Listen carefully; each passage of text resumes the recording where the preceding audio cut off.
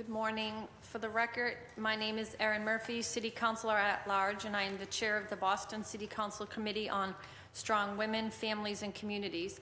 Today is February 26, 2025. It's 10 a.m. in the morning. This hearing is being recorded and it is being live streamed at boston.gov/city-council-tv and broadcast on Xfinity Channel 8, RCN Channel 82, and FiOS Channel 964. Written comments may be sent to the committee email at ccc.swfc@boston.gov and will be made part of the record and available to all councilors. Public testimony will be taken at the end of this hearing. Individuals will be called on in the order in which they sign up and will have 2 minutes to testify. If you're interested in testifying in person, please add your name to the sign-up sheet that is near the entrance of the chamber. And if you are watching online on TV and you're interested in testifying virtually, you can email Central Staff Liaison Ron Cobb at ron.cobb, C-O-B-B, @boston.gov for the link, and your name will be added to the list. Today's hearing is on docket 0293, a message in order authorizing the City of Boston to accept and expend the amount of $145,687.72 in the form of a grant for the FY24 Violence Against Women's Act, a STOP grant awarded by the United States of the Department of Justice. And it is passed through the Mass Executive Office of Public Safety and Security, and it is to be administered by the Police Department. The grant will fund civilian domestic violence advocate who provides services for victims in Jamaica Plain, as well as for Spanish-speaking victims citywide, and also supporting overtime for all civilian domestic violence advocates citywide. This matter was sponsored by Mayor Michelle Wu and was referred to the committee on January 29th. We are joined today in order of arrival by my colleagues, Councillor Flynn and Councillor Pepin. Thank you. And so we can start with opening remarks. Would you like to start, Councillor Flynn? Thank you, Madam Chair, for chairing this important meeting, and thank you to the dedicated team, the panelists that are here with us for their important work in Boston, at the Boston Police, but working with the police, working with community organizations, working with survivors of domestic violence, ensuring that they have the services, the tools. Domestic violence is an issue that impacts everyone, regardless of demographic, and I know the Boston Police play a critical role in working with survivors of domestic violence and ensuring that they receive the proper services, but also investigating domestic violent assaults that we have seen here in the city, obviously throughout the country as well. This is a federal grant from the federal U.S. Department of Justice passed down to the Mass Executive Office of Public Safety into the Boston Police. So I'm looking forward to learning more about it and how it impacts survivors of domestic violence survivors, especially women that may or may not speak Spanish. I'd like to learn more about how it impacts them and what services that they would receive. Thank you, Madam Chair, and thank you to the panel that's here with us this morning. Thank you, Councillor Flynn. We've also been joined by Councillor Weber, who represents Jamaica Plain, so thank you for being here. Councillor Pepin? Good morning, all. Thank you to the chair for hosting this very important hearing on this important grant. I'm here because obviously this is a very important topic that impacts a lot of families in our city, and I think that it's important for us to talk about it. I'm also very happy to see that this is for Spanish-speaking victims citywide, and this is obviously as someone that's Spanish-speaking, I know that there's a lot of families out there that sometimes feel that they don't have someone to reach out to speak about this very important issue. So I'm just thankful that we're having this conversation today and here to just be supportive. Thank you. Thank you, Councillor Pepin. Councillor Weber? Sure, thank you. Thank you, Chair. As you pointed out, I represent Jamaica Plain, and It's great that we're providing these services both in JP and citywide. I think the importance of this discussion, I think, is heightened because we're talking about suspension of Department of Justice funding and to highlight what kind of work we do with this funding and who's going to be impacted by these political decisions from Washington. I think it's important for us to talk about who's going to be impacted here. So look forward to the discussion. Thank you. Thank you. I'll just say how this grant represents a significant investment in the safety and well-being of our community, and I'm looking forward to your testimony explaining the grant, and we can start with you. So if you could introduce yourselves, and thank you for being here. I'm Jenna Savage. I'm the Deputy Director of the Boston Police Department Office of Research and Development. I'm Nicole Lapointe. I'm a Lieutenant Detective at the Boston Police Department assigned to the Domestic Violence Unit. Do you want me to just go ahead and talk about Please, the grant? yeah, thank you. So as you mentioned, Chair, this is a grant that we get from the OVW passed through EOPS every year. It's a really phenomenal grant for us because it does support one full-time civilian domestic violence advocate, of which we currently only have 5 throughout the city. She is, as we mentioned, Spanish speaking. There's been a little bit of a shift recently, so she's gone back to covering both Jamaica Plain and East Boston, both of which have heavy Spanish speaking populations. And she also, overtime from the grant, supports overtime for all the advocates to support services citywide, but for this particular advocate, obviously Spanish speaking services citywide. So really it is just salary, fringe, and overtime for this one advocate. And I'm happy to go into more detail about the types of services she provides. Yeah, if you could, and then we could have some questions, but I think if you explained it more, it might help us with our questions. Yeah, Absolutely. thank you. So obviously when someone becomes involved in a domestic violence incident, the advocates can help with safety planning and help guide them through the criminal justice process. Do you want to go into more detail? Sure. I mean, the advocates are a great resource for us. It gives victims another avenue to seek resources that's separate and distinct from the criminal justice system, which gives them a lot of confidence in being able to use those resources. Some of the services we use, just for example, is like Casa Myrna. They operate the statewide DV hotline, but they also offer a lot of in-person services in the city. Some of the other ones, we use kind of a variety of services that some are in the city and some are a little bit outside the city, but they're willing to help with us as well. We use AFAB, we use Youth Connect, we use BARC, Lored, Fenway Health. We use sort of a variety of services that can offer safety planning, mental health services, counseling, and housing assistance as well. Yep, so the advocates work directly with all of those partner agencies. Okay, that's good. We'll go right into questions Sure. if that's fine. Councilor Flynn? Thank you. Thank you, Councilor Murphy, and again, thank you to the administration panel that is here, and more importantly, for the important work that you're doing.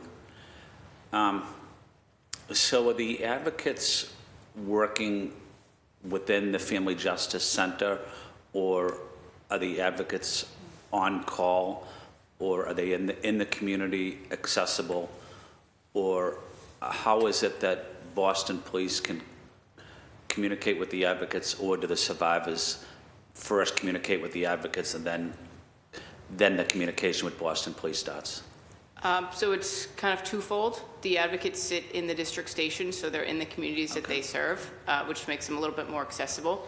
They do all currently work the day shift, and so when an incident of domestic violence is reported, it gets assigned to the area advocate, as well as a detective if there's a criminal element as well. And then the advocates make first contact. So they usually make a phone call. They frequently use text messaging through the clients or email, and then if they're unable to make contact, they do send letters with services as well.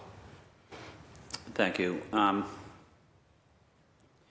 How important is it for language access to be a critical part of this process when a survivor might not speak English, they might only speak, say, Spanish? How important is it to have people on on staff that are able to communicate with the survivor in Spanish or another language? I think it's extremely important. Documented, we have about 15% of our victims are non-English speaking, and it gives them an avenue to communicate directly with someone who maybe they feel more comfortable with speaking in a native language. These are traumatic events, and it's often difficult, even if they do speak English, to communicate in a second language when it's much more comfortable for them to communicate in their first language. Thank you. Are survivors hesitant, and I think most people know I have great confidence in the Boston police, but are survivors hesitant at all of reaching out to Boston police for any particular reason? Maybe it might be immigration-related issues. Maybe it might be being afraid of the paperwork in the criminal justice system. Maybe it might be that they don't want to get their spouse or partner into legal trouble, and they think that the criminal justice system, the police would stop that process. But can you talk about some of those types of issues? Yeah, certainly. There's sort of, like you mentioned, a lot of those are major reasons that some domestic violence survivors do not want to go forward with the criminal process.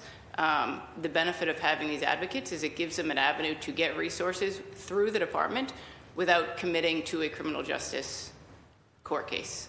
And so while they certainly can be sort of dual, should a court case not go forward or they don't want to go forward with a criminal matter, they're still eligible to communicate with these advocates and go forward in seeking resources as they see fit, particularly safety planning and, potentially being able to get themselves to a safe place and away from the abuse.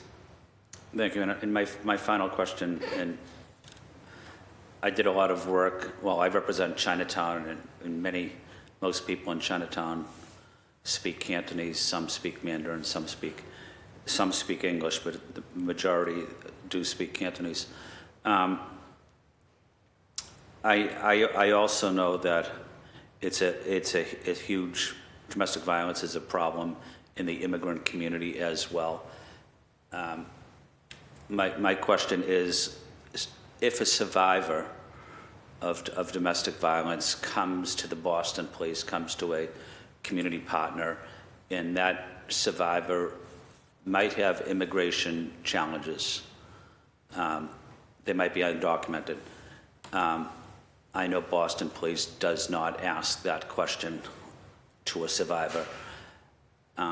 But how do we ensure that survivors that might be undocumented have faith and confidence to come forward in the interest of their safety and their children's safety, in knowing that Boston police will not ask any issues relating to their immigration status? Yep, so you're correct. We don't inquire about immigration status at all. And I think our work with the victims and with the community partners speaks to that, and that they can feel confident. And by connecting them with the community partners we regularly work with, those partners can inform them as well that this is a partner, we're partners with the Boston Police, this is how they handle it. But having that support within their own community, within their own community groups, helps bolster their cooperation with the police department and give them confidence in that. And that's based on trust, and that's based on having a relationship too, right? That's correct, yes. Yeah. Thank you very much. Thank you. Councilor Pepin? Thank you, Madam Chair. First of all, thank you for being here as panelists and explaining the amazing work that you all do. My question is more about when someone is seeking services, what is the process? And is there a physical office they could go to? Can you just maybe share for me and the public, what's the process to properly get attention? Sure. So like I said, if a police report or an incident is documented, our advocates would reach out directly to the victims. They are stationed in their respective police districts throughout the community. So people can walk in and ask for an advocate as well at any of the police stations. Well, I shouldn't say any. A1 and D4 do not have a physical advocate that sit in those stations. But they certainly could be connected with one nearby. Additionally, there's a statewide hotline for DV, which is run by Casa Myrna and SafeLink. And then If you contact any of the Boston police stations, they can refer you to the domestic violence unit, and we can link you up with an advocate and some services, even if there's not a criminal incident. Okay. And what type of follow-up exists with that once they do submit the thing to the police, the report?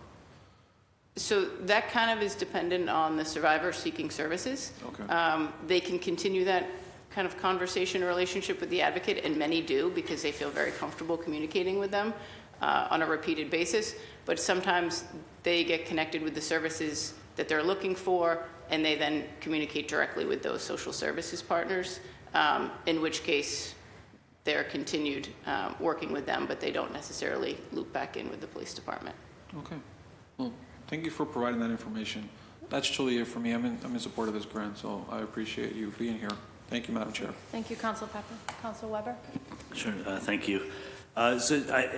Maybe you answered this already, but so in terms of the Jamaica Plain connection, can you just help me explain to people, is there somebody at, E13, how does JP get covered under this Yes, so grant? there's a domestic violence advocate who sits in the Jamaica Plain Police Station, and so that's where she works out of. She makes mostly calls because she does assist with Spanish-speaking victims throughout the city as well. But should a victim want to speak to her, they could go into the E13 police station, or they could call and ask to speak with the advocate. And that is the advocate that this grant specifically supports. And I guess, do you know how many cases, one of these advocates is expected to handle in a year? Yeah, so I have some general numbers. The domestic violence unit assigned approximately 13,000 cases of domestic violence in the city last year. And those range from verbal disputes, simple assaults, to aggravated assaults. But the advocates contact the majority of those victims. When we track the advocates' contacts, we don't count repeat victims or survivors, just for number purposes. Like unique individuals, yeah.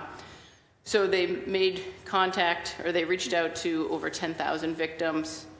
New victims served for last year, 2024, was over 3,000 new victims that they spoke to. And do you know how many people are connected with services? Do you have data on that? All of them are referred to services. If they don't, some of them use different services. We don't always get feedback on if they end up going forward with services from some of our partners. But all of those 3,000 are provided with services that are appropriate or that they were looking for. Okay, and then I assume there's still a U visa program, which I believe, right? Yes, that's correct. So if somebody who is undocumented comes forward, and I believe it's if they participate in aiding a criminal action, or they can be granted legal status under the U visa program. Yes, that's correct. So domestic violence is one of the incidents that's covered by the U visa program. So should a victim who is their status is undocumented, they can apply for the U visa, and that gets filtered through the Boston Police Department. And it's still limited to the amount of time that the criminal proceeding is taking place, or do you know how long you can get legal status through that? I believe in terms of if it's granted, it's up to 4 years, I believe. Okay. And then I guess, in terms, how does it work where, we don't ask somebody's immigration status, but at some point I assume these advocates will refer them for services through the U visa program. That's correct. Yeah, they refer them through legal services who can help them walk them through the process of submitting for a U visa. Okay. So they refer them generally to a legal service that works with this community, and they help them process. Well, I guess so at some point, either we're talking about immigration status, or what's the protocol so we are not requiring people to list their immigration status and finding out that they are undocumented and referring them to the services. So we don't inquire, and the advocates don't ask. Some survivors do disclose that information to advocates based on the relationship that they have, that they feel comfortable doing so, and will ask specifically for resources. And otherwise, we refer everyone to these services, and we kind of give, the advocates are very good about giving an overview of what each services are and asking if it's something they'd like to participate in, and then they send them the phone numbers, how to be in contact with them directly. And so some people who don't need those services may be offered those services anyway, just so that if it was something they can kind of determine if they need on a case-by-case basis. Okay, and then just two more questions. Yep. So, is there a backlog for those visas, for legal services for those visas? Do we find that if somebody needs those legal services, you can get somebody to provide them, or? It's my experience that they can get legal services relatively quickly. Okay, and then I think you said 5 advocates across the city. Is this funding a 6th, or is this the 5th? No, this is the 5th. This is the 5th. This is number 5. Yep, so if you want the breakdown, the VAWA-funded advocate, Maria Perry, covers Jamaica Plain and East Boston. We have 2 advocates that are on the operating budget. One covers West Roxbury and Rosendale and Hyde Park. The other covers Mattapan. And then we have 2 other advocates that are funded by another federal grant through a COVID grant that will be coming to an end soon. One of those covers Roxbury, and the other one covers Dorchester and South Boston. So right now, there is no dedicated coverage in Area D, which includes like South End, Back Bay, and Austin, Brighton, D14. So they don't have anything dedicated. Okay, thank you very much, Chair. Thank you. Thank you for the questions to my colleagues, and a few things, and this is your world, but many grants are used for salary, right? Yes. And so a little scary, right? Because if the grant runs out, and a lot of the COVID grants, we're seeing that in BPS with a lot of our ESSER funding monies being spent. So are there strategies in place to sustain these programs beyond the grant? I'm going to read the statement I was sent with. I love it. Yeah, that would be helpful. Yeah. The city is monitoring communication from the federal government. This came out before the news this morning, by the way. The city is monitoring communication from the federal government on any federally funded grant awards and working closely with the finance cabinet to understand any impacts that may be caused by a change in grants being awarded. I know we're actively trying to get advocates on the operating budget. I think it's an effort we're always making.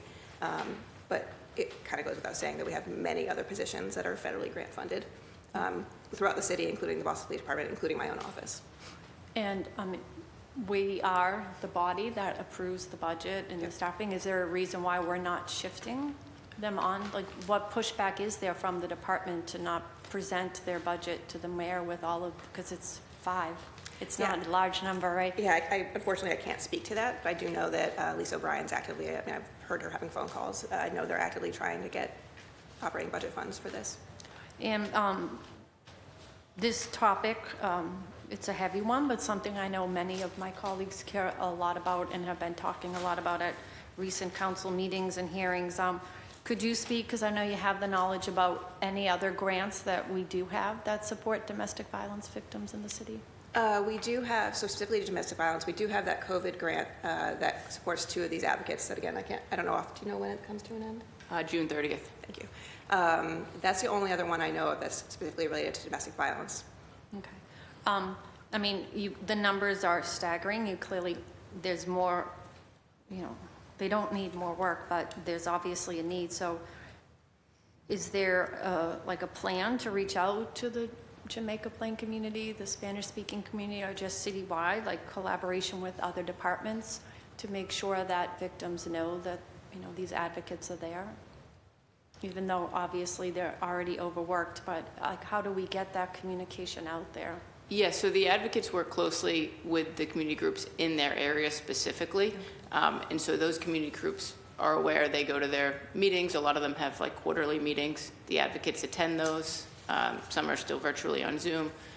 So those community groups kind of work with us. So sometimes a victim will go to a community group and they will be referred to our advocate if they've later decided they maybe want to report a criminal crime. So we do kind of work back and forth. And could you speak to like Brighton, Alston, the areas that don't have one? Is that where the overtime would kick in? Or are they Exactly. using their overtime already for the cases they have in their districts? I believe the goal of the overtime is to provide coverage in those districts that don't have their own dedicated advocates. That's correct. Okay, and are you aware of how the breakdown is decided? Like which neighborhoods, knowing that we don't have enough to cover all, do we know? Is it just they've always been in those districts and we haven't gotten more hired? No, we do it based on the number of reports of domestic violence. So it is based on the reported incidents to the Boston Police Department. And if a victim goes directly to the court to get a restraining order, would they be connected to their district advocate, or would that stay in the DA's level? Do you know? That would stay at the DA's level. Okay. I guess the last is there training provided? And I'm not sure if this grant covers it. I mean, $145,000 is a lot of money, but it's a small amount, for this but is there training provided to the advocates, or training alongside also the police force, because they do work closely, I would think, with Yes, in so your we train all of department? our advocates. They go through the MPTC, which is the Mass Police Training Council. They go through that DV curriculum as well, so they're aware of what the officers are, what the standard response is, and then they can work with the officers and with the detectives, knowing what the police department's response is. They also communicate with the community groups, so sometimes the community groups like Casamurner has been really great about providing some other training for us, so we do that as the opportunities arise. Okay, thank you. Do any of my colleagues or want closing statements? Go ahead, Councilor Vaughn. Thank you, Madam Chair. So we don't have advocates in A1 in D4, is that accurate? I believe that one of the current operating budget supported advocates is likely going to be taking over A1, so I think that's going to be covered. But D4, which is the Back Bay, South End area, does not. Okay, those are my districts as well. A1, obviously, the station is down here next to City Hall, down the street from City Hall, and it covers obviously Charlestown. It also covers Chinatown. It is kind of remote to get to from Chinatown to the A1 station, especially in my opinion, for someone that may not know the city all that well. It can be confusing. But what are we doing to ensure that survivors of domestic violence that are in the Asian community, and I know the Asian Task Force Against Domestic Violence has exceptional programming, but one of their biggest challenges is language access, because there's so many different unique languages. But how are we ensuring that survivors of domestic violence in the Asian community are also heard and respected? Yeah, like you said, we have a great partnership with ATASC, and they do some great programming. All of our advocates, so through this grant with the overtime, they do cover A1, and they reach out to all those advocates. They do use the language line and some other services that can help translate as well to kind of reach them in their native language. Could I ask a favor? Could I ask that we hire someone that speaks Cantonese full-time? I know you guys couldn't make, not the decision makers, but that would be my request. That will definitely get relayed. Okay. I do think it's important to have, but do we have anyone in the Boston Police that works in the domestic violence unit that speaks Cantonese? I can't be sure of that. I'm sorry. Okay. That would be important for me to ensure that we do have someone, and I know a lot of the young men and women, police officers that are Asian, that are Chinese, and they do speak, some of them do speak Cantonese, and they're exceptional officers as well. But I would like to see someone on the domestic violence outreach team in Boston Police that does speak Cantonese. So then my other question is in D4, which is the South End and Back Bay and the downtown area as well. Tell me what the unique challenges might be at D4 as it relates to not having a domestic violence support personnel there. Yeah, I mean, location and convenience of access is obviously an issue with not having an advocate sit at District 4, which is centrally located, kind of right in the South End, which would be convenient for a lot of victims. So that is something that we'd obviously be interested in trying to get more staffing for. The good news is that, there are a lot of phone numbers, there are a lot of hotlines that they can connect with remotely without going into a physical station, but it's obviously always nice to be able to make a face-to-face connection. And so they can go into the District 4 station. They can speak to a detective. We just don't physically have an advocate that can sit there at the moment. Okay. There's one other question I was going to ask. Well, D4, obviously, on Harrison Avenue, kind of across the street from Cathedral Public Housing Development, Ruth Barclay Development. And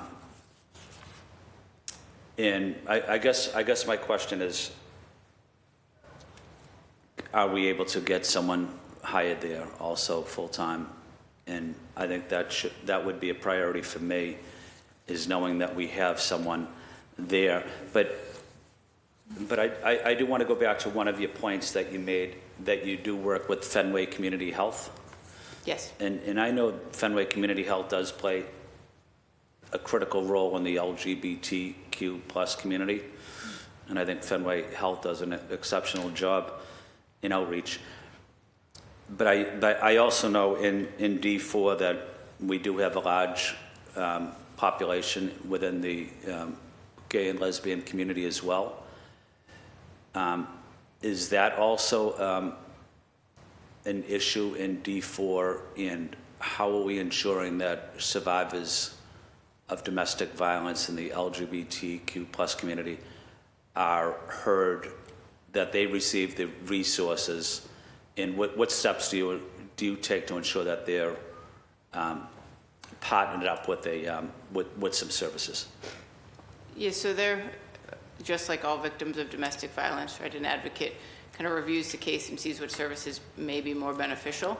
And in the case with that community, they do refer them to services that have a focus for the LGBTQ community, such as Fenway Health, but there's a few others we work with as well, that provide services specifically that they may feel more comfortable than some of the general domestic violence services provided. Is there someone in Boston Police that supports survivors of domestic violence specifically through or for the LGBT community? Not currently, so all of the victims are geographically assigned to the advocates based on their location, but all of the advocates, regardless of location, do work with those community groups.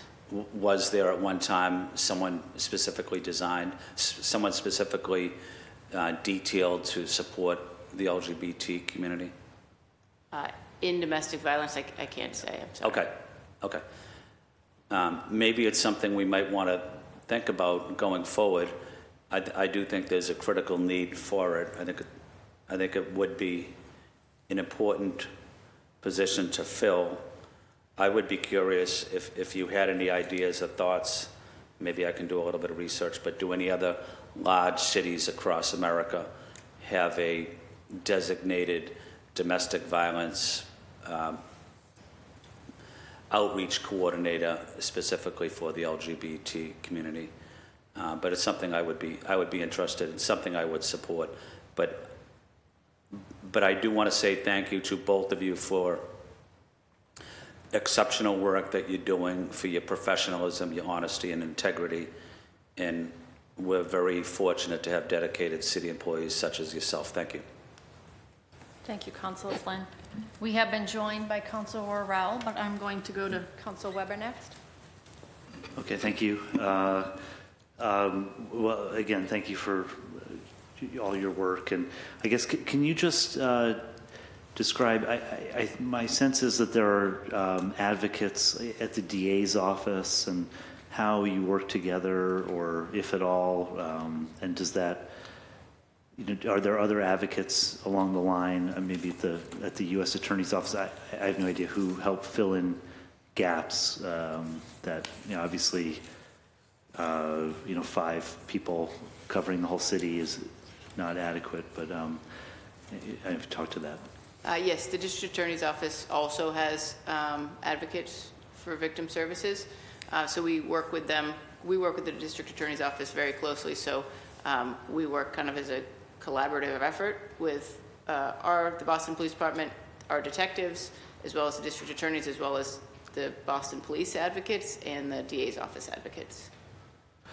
Okay, do you know how many they have at the DA's office? I don't, I'm sorry. Okay. Yeah, I don't really have any other questions. I other than, in terms of us making the case for why we need this funding and we want it to continue, are there any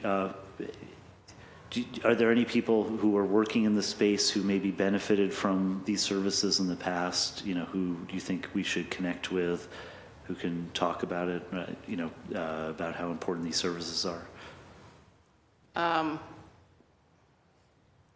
not sure. Are you looking for kind of testimonials from survivors? Yeah, I mean, if we wanted to,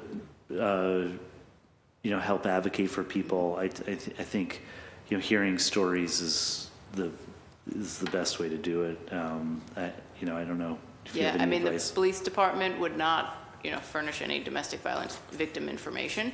Yeah. However, a lot of the community groups do have survivors who are willing to talk about their story and share with the community. And so we could certainly reach out to those community groups if they have individuals who would volunteer and be comfortable with that.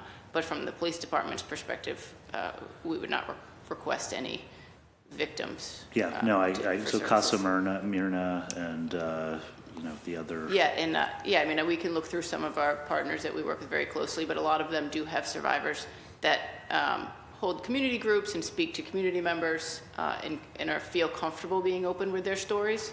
But that would be on a case-by-case basis, but we could certainly reach out and make contact and see if anyone would be willing to participate. Okay, I just maybe going forward, telling their stories and, showing if funding like this is going to be suspended, then who it's going to be impacting and whose stories we won't be hearing in the future because they won't be able to come forward and we won't be able to help them. But okay, thank you, Chair. Thank you. Councilor Worrell? Thank you, Chair, and thank you for the work that you do and the service that you bring to the city of Boston. I guess one of my questions to kind of get an understanding of what is the police like? You talked about the follow-up role of the police department in a DV case. Like, how often do we follow up with the survivor? Are we there if the survivor wants to leave? Like, can you talk to me about any coordination or follow-up for domestic violence survivors? Yeah, absolutely. So when a case or when someone makes an incident report regarding a domestic violence incident, it is assigned to a domestic violence detective as well as a domestic violence advocate. And how many domestic violence detectives do we have? So we have 16 sworn staff, Okay. but that includes supervisors. So we currently have 12 detectives. 12 detectives. Yes. All right. And then we have the 5 advocates. So both the detective and the advocate reach out to the victim. They both provide kind of a general overview of services. However, the advocates have a much better understanding and provide more in-depth resources that can benefit the victims.